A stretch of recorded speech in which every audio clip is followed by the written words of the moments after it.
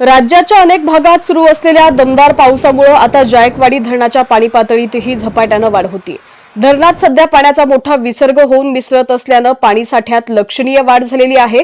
मराठवाड्यासाठी अत्यंत दिलासादायक बातमी आहे। आज 29 जुलै रोजी सकाळी 6 वाजता प्रशासनाकडून हाती आलेल्या आकडेवारीनुसार पैठण येथील जायकवाडी धरणाच्या पाणी पातळीत मोठी वाढ नोंदवली गेली आहे। धरणातील एकूण पाणीसाठा आता 65.76% पोहोचलेला आहे।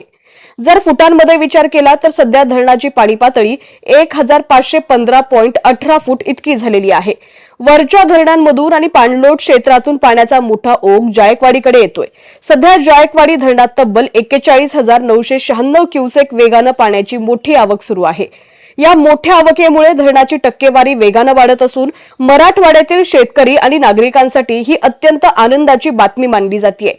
पाण्याची आवक याच वेगानं सुरू राहिल्यास धरण लवकरच 100% वाटचाल करेल अशी अपेक्षा व्यक्त केली जाते। धरणात मोठ्या प्रमाणावर पाण्याची आवक सुरू असल्यानं जायकवाडीचा पाणीसाठा आता चांगल्या स्थितीत पोहोचलाय। यामुळे येणाऱ्या काळात पिण्याच्या पाण्याचा आणि शेतीच्या पाण्याचा मोठा प्रश्न प्रमाणावर सुटण्यास मदत होणार आहे।